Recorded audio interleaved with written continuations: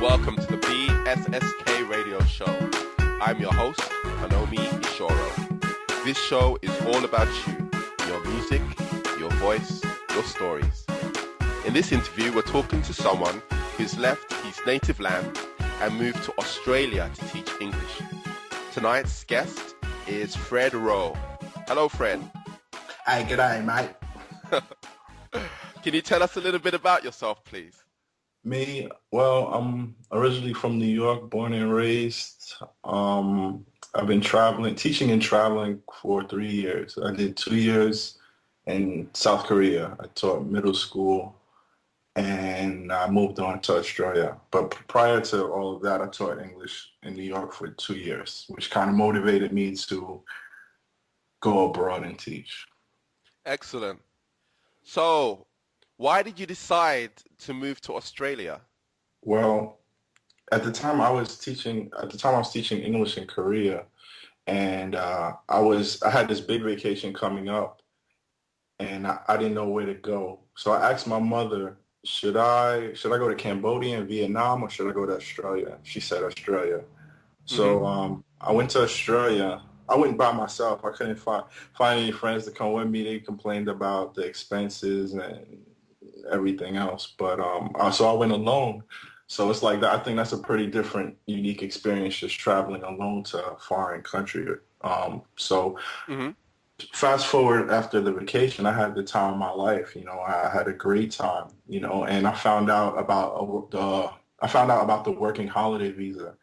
Which pretty much allows you to live and work in up to like 20 to 30 countries for a year. Mm-hmm.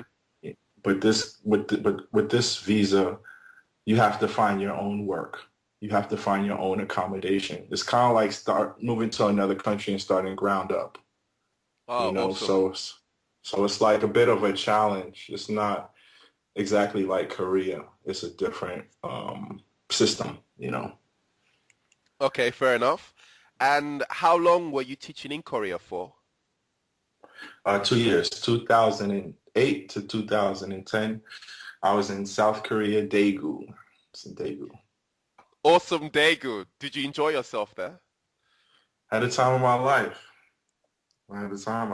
I enjoyed it. It was kind of reminiscent of college. Mm-hmm. It's like a lot of partying and a lot of drinking, and it was just a really calm. It was really safe. It was really peaceful, and just had a lot of good times. I wouldn't say that. I mean, the job itself, it was demanding, mm-hmm.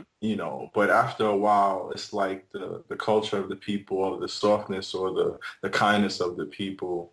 It kind of just, at some point, you're very comfortable. Yeah. It doesn't become challenging so much as when you first came that first year or those first few months. But, you get comfortable. I don't really have to learn Korean to get around, just stuff like that. But I think that is imperative to learn the language of the country you're staying in, or at least try to pick up some words.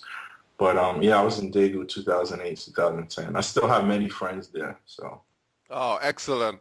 It's very true what you say about getting very comfortable in the lifestyle here in Korea. Definitely. That's why so many people stay for such a long time. It's a vacation. How easy? I mean, because you said you're in Australia with the working visa, and you have to find mm-hmm. your own work. How easy has it been finding work in Australia? Let's see. I think if you're really hungry for a job, you'll find a job.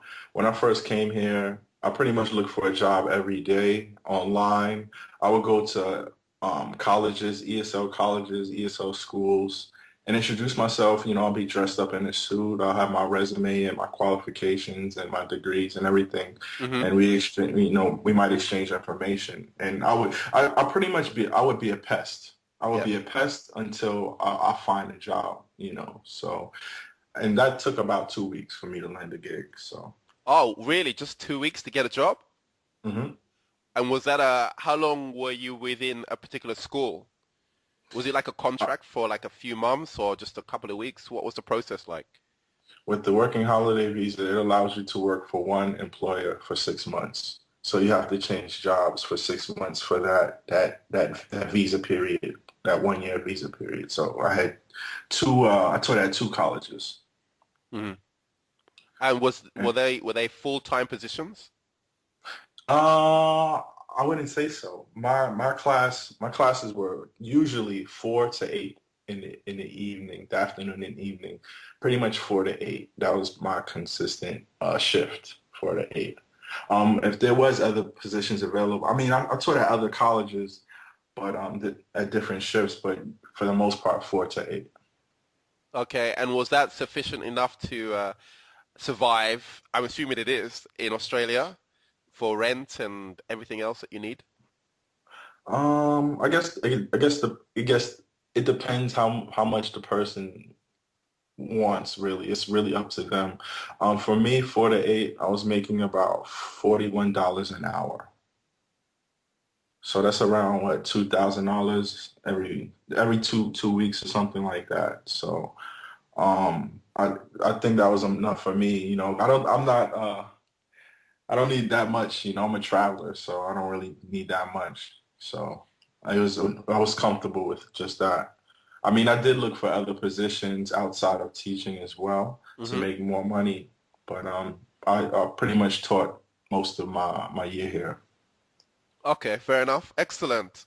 How is Australian culture different to American culture?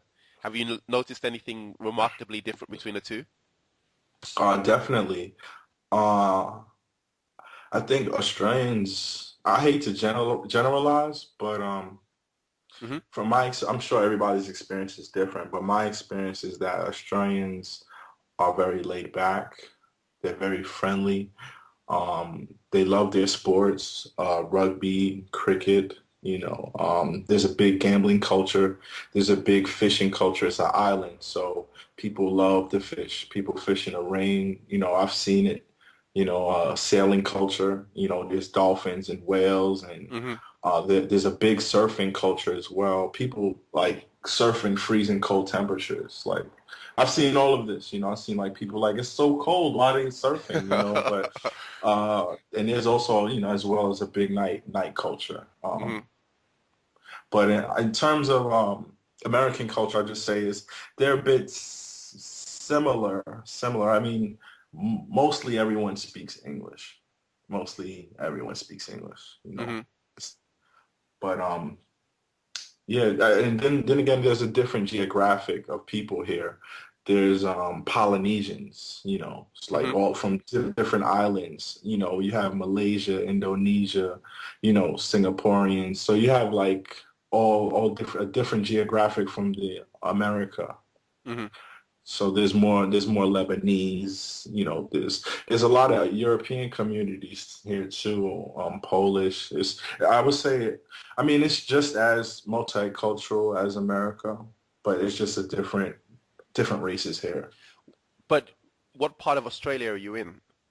I'm in Sydney. Okay, so that's kind of a big city, so it is very much multicultural. I think Right. when you get to the outback, it might be slightly different. Aboriginals, you know, Aboriginals. So, Hmm. I mean, yeah, I mean, it's like I think Australia is very unique.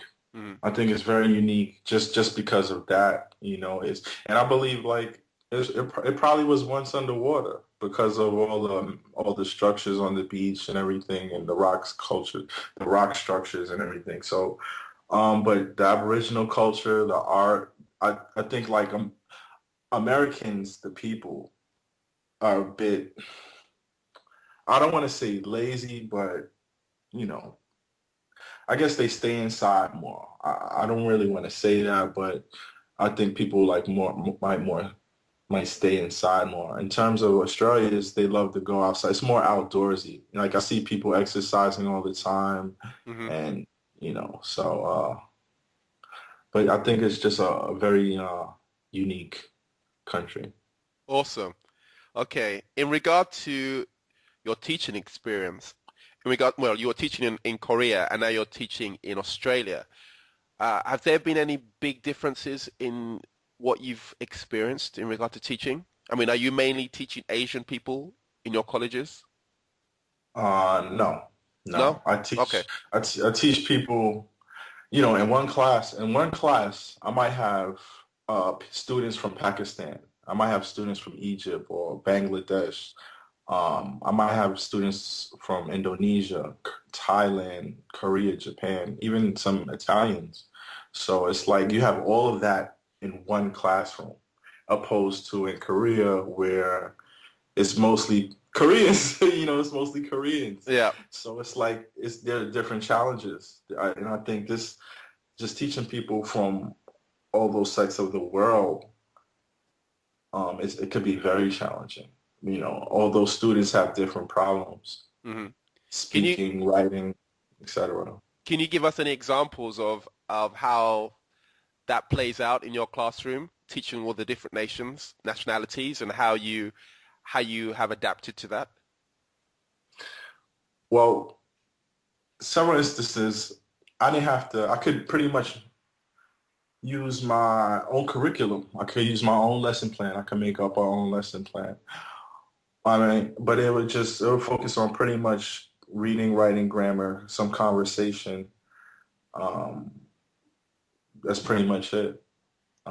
So how it will play out, I guess I could just get the students more engaged, more social. I mean, I really meant in regards to maybe like the Italians you have in your classroom could be kind of really loud and robust, and then you have maybe some Koreans or Japanese who are in the corner who are not saying very much, and how you as a teacher are able to manage the different cultures and get them all involved in the class.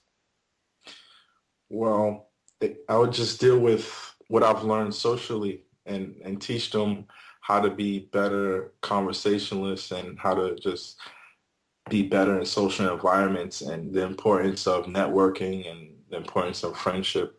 So I would just tell them the benefits of that being social. How do you go up to someone and start a conversation? I think I had one classroom and it was all men. Hmm. You know, it was all men. There was no women in this classroom. And they were curious. They wanted to be social, but they wanted to be social with women.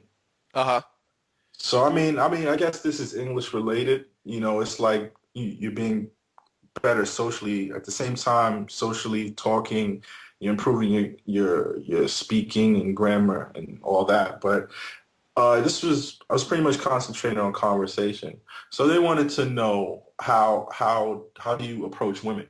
You know, Hmm. how do you approach women? So I just went into a few details, and which was you approach women, you can't approach them.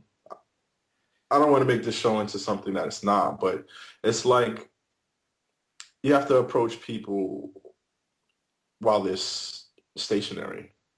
You have to Well, you what have does that to mean? approach people like they can't be moving. They can't be moving. They might, and it's like the crazy thing is we spend half our lives waiting online, waiting for red lights, waiting in traffic, waiting for the elevator, waiting for food. We spend half our lives waiting for Okay. something. So it's like my aspect was like you have pretty much 2 minutes, and it's like you have to find. I was telling the class of men this. You have pretty much you approach women while they're stationary.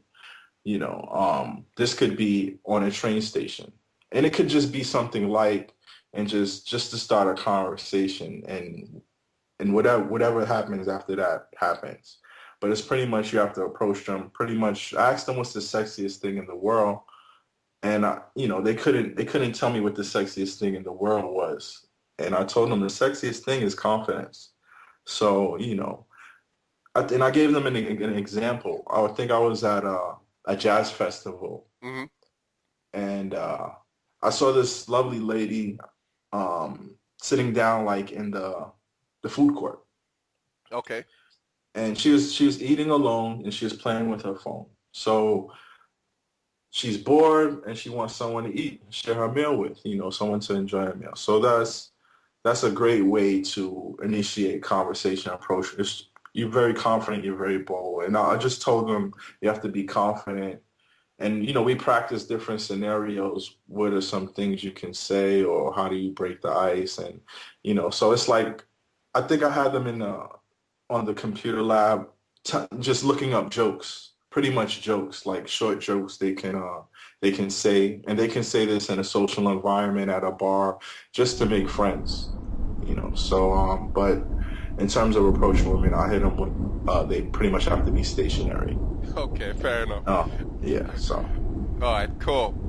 So, let's just take a quick break and go into the first track that you've selected for us to play. Nature's Ambiance by Kaister. Okay, so here's the track, Nature's Ambience.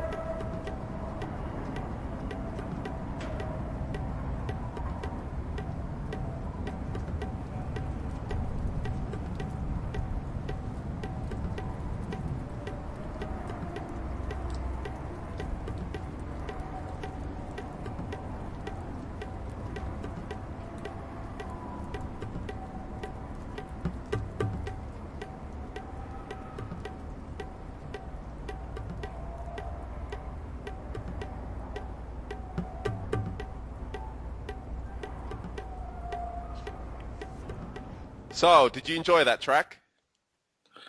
Yeah, I thought it was cool. I thought it was really mellow and smooth. It's like 11:30 p.m. here, so really relaxed and just calm, getting ready to, wind down music. Excellent, excellent. Okay, so as a black man in Australia, have you encountered any difficulties? I can't say that. I guess the only difficulty that I struggle with was the expenses, how expensive Australia is. And that's pretty much the only difficulty that I had to like pretty much adjust to. To give you an idea of how things, it's pretty much double of everything in the States. Everything is taxed. There's a lot of tax on the imports here. Mm-hmm. So it's like this, and the shipping is, Australia is so secluded, so the pay is good here, but it's also expensive to live. Let me see. I think soju is like $20 here. Wow. $20 for soju? Yeah. In Korea, you could buy that for like, what, $2. Yeah. If yeah, my goodness. Right. Jeez. So what about accommodation then? Accommodation must be extraordinary, especially in Sydney. Again, it is going up. I've seen apartment studios in the city maybe for $400 a week. That's probably the best you'll probably get, at least 350, 300 a week to 350, maybe to 400. Wow. The city is, so it's really expensive to live here. So. Wow. Okay, well that's good that you haven't experienced any difficulties. What about on the contrary? On the contrary to that, have you encountered many people who've come up to you because you're a black man and are interested to find out a little bit about you?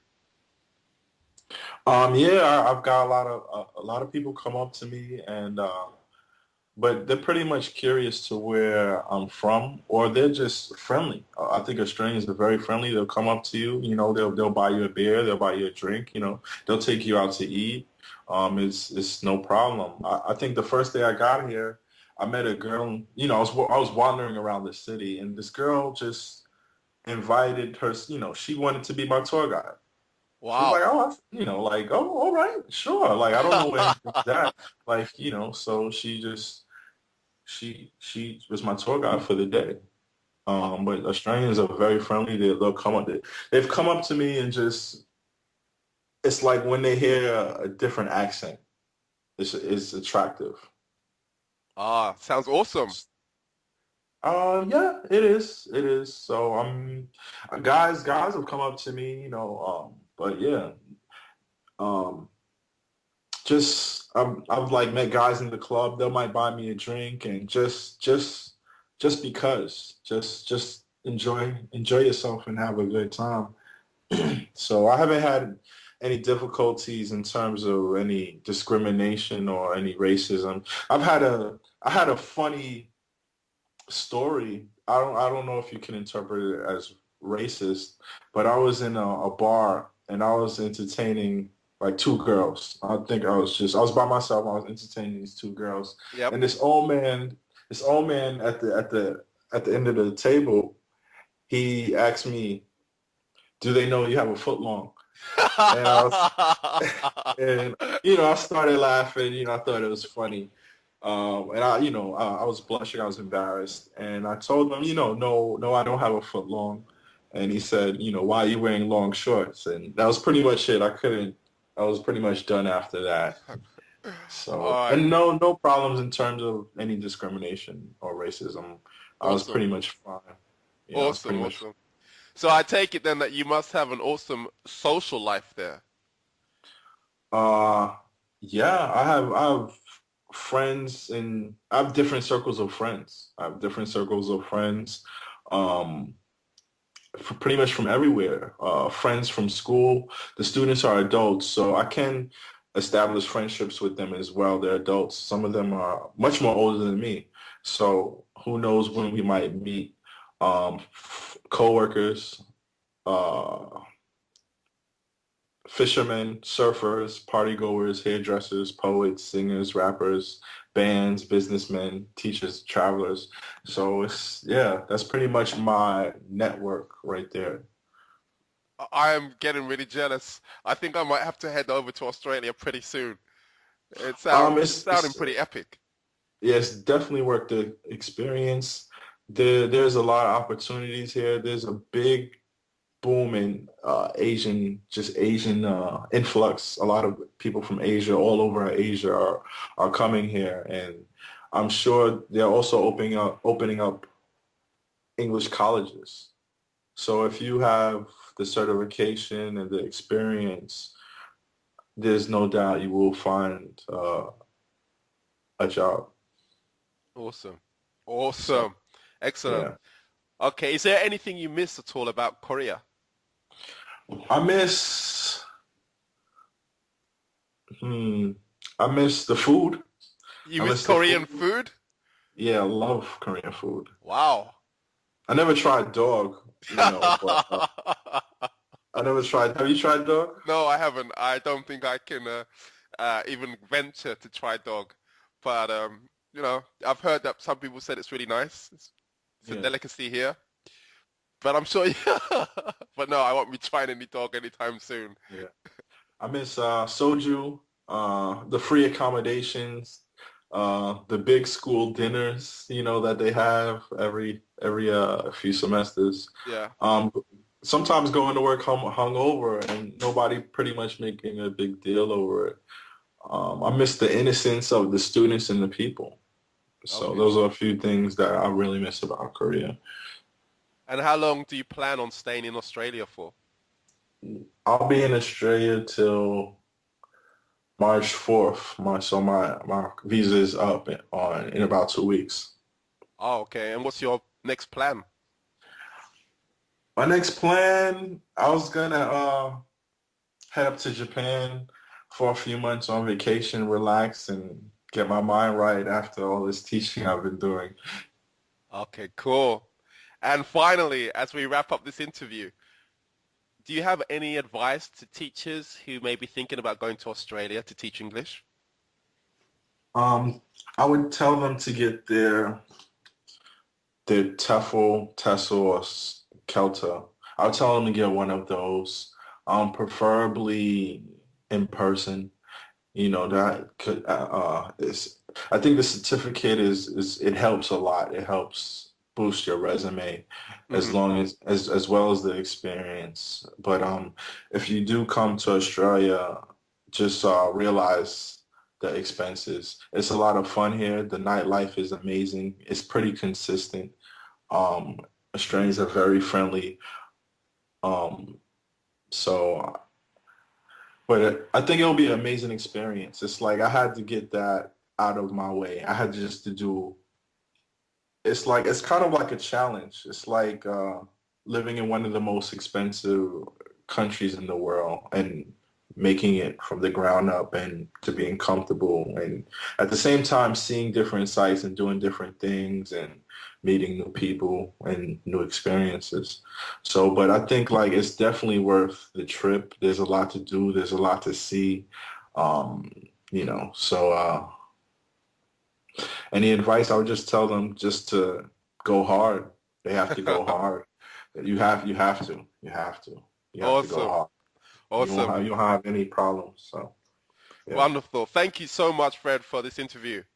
It's greatly appreciated. And can you let us know the last track that you've selected for us to play? When the Sun Goes Down by A Shocking True Story. Okay, here's that track. Bye-bye.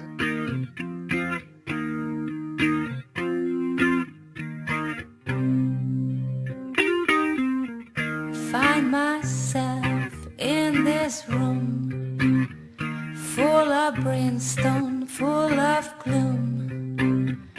I can taste you, I can feel you, smell your perfume. Red lights through the window, feel your breath in my neck. There are whispers all